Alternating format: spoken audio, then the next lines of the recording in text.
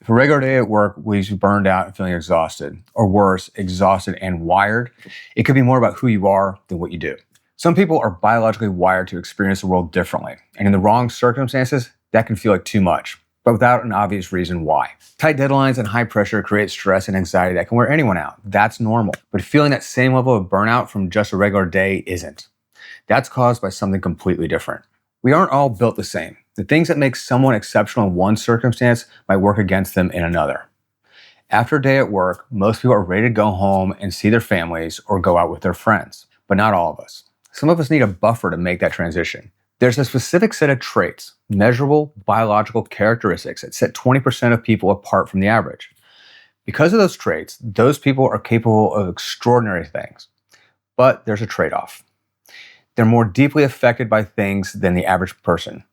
Think carefully about what I'm going to describe next and see if any of this lines up with your own experience. When someone says they're burnt out after work, the usual advice is to relax, take time off, and reset. There's usually a clear reason for that burnout, like a big project, and when it's over, they'll be fine.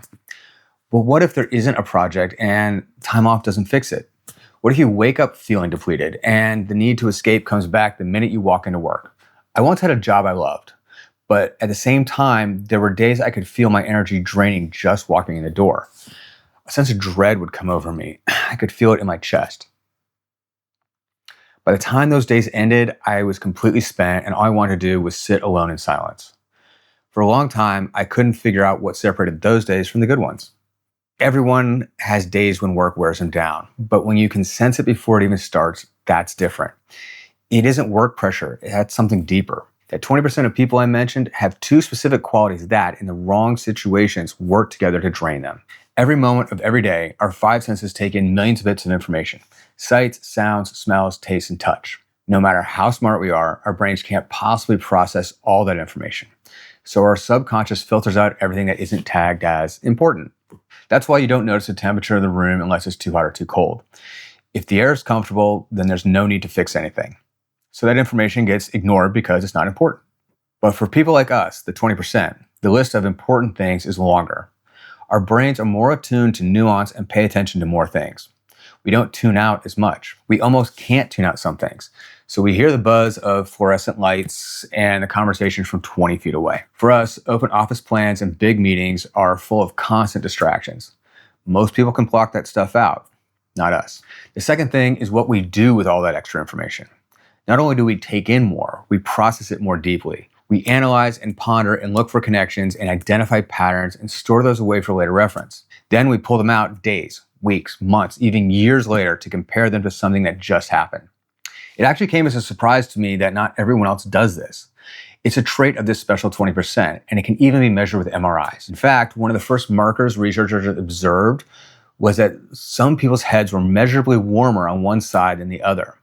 This is due to higher blood flow in the areas of the brain where deep processing takes place. Dr. Thomas Boyce first noticed this pattern studying primates.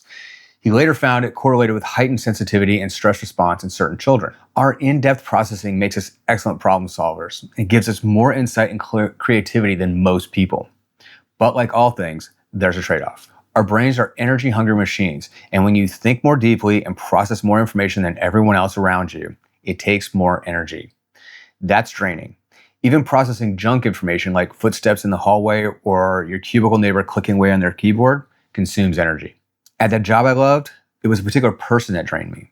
Dealing with them meant managing their volatile moods, and I never knew what they were going to do next. They stressed me out so much that just noticing their car in the parking lot started my brain calculating scenarios. That's why I got so drained before I entered the building. For people like us, it could be a person, a project, or even the way the office is set up that drains us. It's all the excess stimulation we have to process. You're exhausted at the end of the day, but everyone else seems fine, so you think it's just you. And you try to ignore it or push through it. Maybe you go out for that drink with the team, or try to be a good parent and play with your kids. But you don't really have the resources for it and it comes off flat. Or worse, you're grumpy and short-tempered. And that never leads anywhere good. All that pretending and hiding only makes it worse. It's low-level chronic stress. Cortisol builds up in your system and never goes away. Your nerves get frazzled and eventually you shut down. Depression and anxiety are two of the consequences. That's another trade-off for this 20%. Just showing up to work can start the cycle. Then we don't get to decompress afterwards because we're trying to pretend we're fine, so it gets worse. By the time we finally crawl into bed, we can't shut our brains down, so we don't sleep enough, and we start the next day already in a hole. That impacts our performance at work. It's a downward spiral. Your creative insight disappears and you fade into the background and just become an average employee, which you're not. You can't give the extraordinary performance you're capable of, and you don't get the opportunities you deserve. And let's not pretend your work life doesn't affect everything else in your life. How you feel about yourself, the quality of life you can lead, that your family can have, it's all linked. I've been through all this because I'm part of the 20%. For most of my life, I had no idea what I was experiencing was normal. Turns out there's a name for it: sensory processing sensitivity.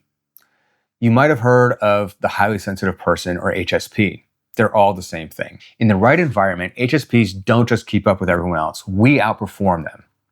Being highly sensitive isn't a flaw or a mistake. It's a combination of traits that exist for a reason. In fact, it's so important for the success of a species that it's been documented in over 100 different kinds of animals. Nature knows how important high sensitivity is, even if our culture doesn't. But if we aren't intentional, the people around us won't recognize our value. And that's how HSPs end up frustrated, unfulfilled, and burnt out at work.